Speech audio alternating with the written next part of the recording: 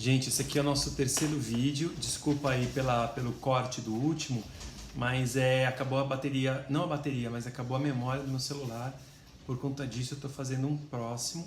Eu não edito os vídeos, eu deixo ele numa tacada só, porque senão vai dar trabalho de ficar editando. Eu prefiro fazer de uma vez só. E aí, se tiver problemas, deixa esses problemas que deixa a vida mais, o vídeo mais real e menos fake.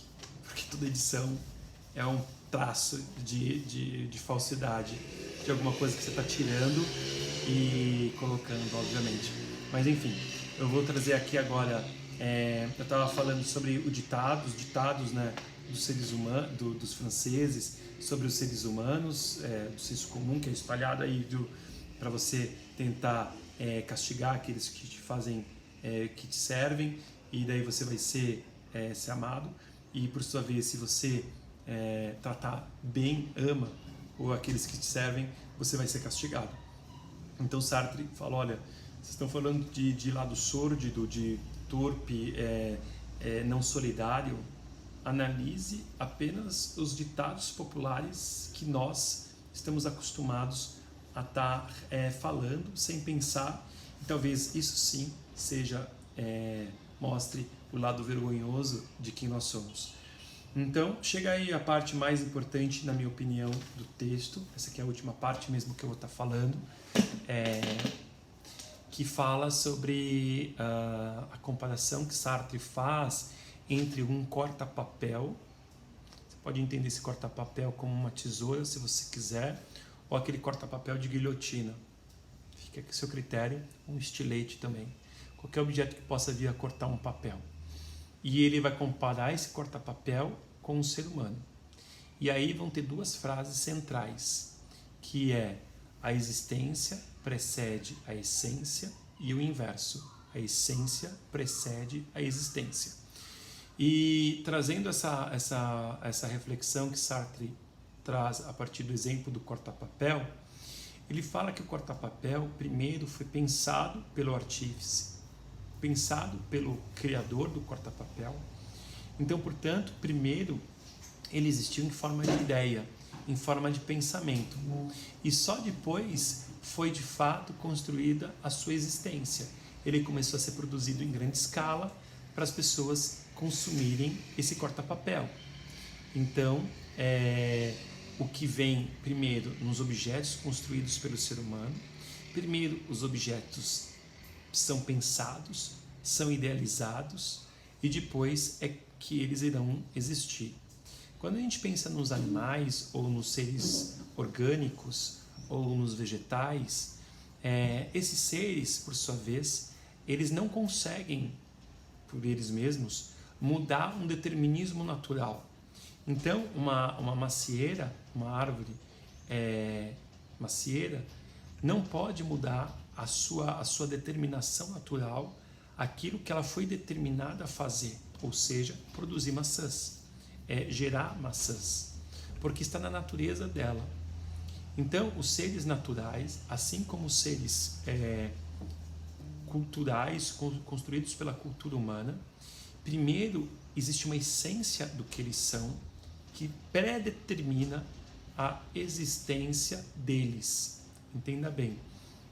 Antes, então, vou repetir, antes de um corta-papel vir à tona, vir a existir, esse corta-papel ele foi idealizado, pensado em essência pelo seu artífice, pelo engenheiro envolvido na produção desse corta-papel. Da mesma forma, se eu penso um animal, ele está condicionado, que não seja o ser humano, ele está condicionado à sua própria natureza. Ele não tem a possibilidade de negar essa natureza, negar essas condições, e ele acaba sendo determinado por ela. Por isso que antes muito mesmo de um cachorro, de uma raça X existir, eu consigo definir a sua existência a partir da sua própria natureza.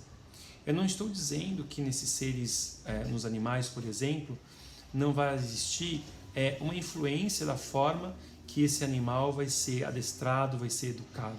Sim, obviamente existe uma influência, mas você não consegue mudar a natureza desse animal. Então, mesmo que você goste de criar um animal selvagem, você está lidando com um animal selvagem. Então, você não consegue mudar essa natureza, por mais aí que possa ter aí uma relação de domesticação, de cordialidade, de uma relação mais amistosa. É um animal selvagem, é um animal que vive livre e que vai sentir o peso da domesticação, o peso desse tolhimento de liberdade. E daí, quando Sartre começa a analisar o ser humano, ele percebe que esse sim, o ser humano, a coisa se inverte. Por que se inverte? E aí, olha, é a explicação por que existencialismo. O existencialismo, então, portanto, vai valorizar primeiro o ser no mundo, o ser que surge, o ser que é lançado no mundo e que não escolheu para nascer, não escolheu a realidade, o contexto social histórico que ele vai viver. Eu não escolhi viver um momento que o mundo estaria passando por uma pandemia como a Covid-19. Eu também não escolhi viver num mundo com quase 8 bilhões de pessoas. Eu não escolhi nada disso. Mas, ao mesmo tempo que eu não escolhi isso, e eu sou lançado no mundo com essas condições, e quando a gente fala dessas condições, eu só falei condições culturais, criadas pela cultura humana. Então, mesmo o Covid, em decorrência a um hábito, uma forma de alimentação humana, de se alimentar de animais silvestres, que vem a desencadear o Covid-19. O Covid-19 nada mais é do que um tipo de vírus que já existia antes, 19 do ano de 2019, que esse Covid está aparecendo e que está gerando todos esses problemas. Mas eu também poderia pegar minhas características naturais. Eu não escolhi vir no mundo homem, eu não escolhi vir no mundo mulher, eu não escolhi vir ao mundo como branco, negro, homossexual, heterossexual, bissexual, assexual, pansexual, qualquer outro tipo de sexual que possa existir. Eu não escolhi nada disso, mas o que eu farei disso é uma escolha minha. Esse é o ponto da filosofia existencialista. De fato, a minha natureza e a minha cultura, eu herdo isso e eu recebo isso tanto de carga genética, hereditária, quanto de carga social, que fazendo parte de um elo de uma gigantesca corrente que é a humanidade. Eu não escolhi nada disso, mas o que eu farei disso é uma escolha minha, e eu posso negar isso, posso aceitar isso, posso tentar mudar isso. Eu tenho várias possibilidades de escolha, e essa escolha é o cerne, é o centro do pensamento existencialista. Então, primeiro, eu existo, eu venho ao mundo, eu surjo como um Dasein, um ser lançado no mundo, e, obviamente, esse ser lançado no mundo vai começar a escolher, vai começar a ter sim e não, talvez, depende, escolhas que nós vamos fazendo desde a mais tenra infância e que vai forjando e vai criando quem nós somos. Então, o pensamento existencialista vai dizer o seguinte do ser humano: primeiro ele existe, depois ele busca e constrói sua essência. Por isso, a existência precede a essência, no caso do ser humano. É esse contexto, é esse ponto que está sendo trazido por Sartre nesse momento do texto, tá bom? Essa é a última ideia que eu gostaria de discutir nesse vídeo, nesses vídeos. Eu acho que ficou extremamente extenso, né? É uma análise um pouco extensa, de trazer aí 3 vídeos diferentes, longos, mas o que eu posso assegurar é que é só isso. A nossa aula essa aula específica é uma aula expositiva, é uma aula que eu venho falar sobre Sartre, as páginas que vocês fizeram a leitura. Eu vou colocar na descrição lá no meu blog das páginas que agora vocês precisam ler. E aí é sempre bom, como pré-aula, como atividade antecipada, você tá lendo antes do que tá assistindo esse vídeo da minha fala. Por quê? Porque daí você tem um olhar mais puro, mais direto com o autor, sem o olhar engessado e que talvez seja ideológico, querendo ou não querendo, eu tento não ser, mas vai ser o meu olhar sobre Jean-Paul Sartre.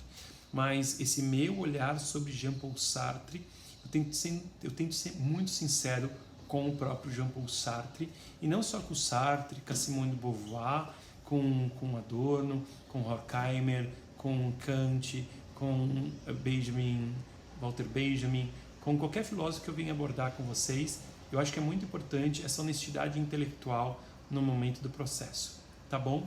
Desculpa pelo vídeo excessivo, espero que nossas aulas consigam em algum momento se transformar em aulas online. Essas aulas de recurso de vídeo têm algumas limitações, mas eu deixo aí o canal do meu blog para a gente conversar. Os representantes de sala possuem o meu celular e vocês também acho que têm o meu WhatsApp. Então, dúvidas, vocês têm a liberdade para me ligar, vocês podem até criar uma conversa aí com mais pessoas para a gente primeiro matar saudade e depois, quem tiver dúvida, poder estar tirando essas dúvidas, tá bom? Então, é isso. Espero que vocês tenham entendido um pouco mais sobre a filosofia de Jean-Paul Sartre. Eu tentei fazer uma pausa mais equilibrada e mais contida para que vocês consigam se apropriar e entender um pouco melhor sobre esse filósofo, tá bom? Valeu e até mais. Tchau, tchau.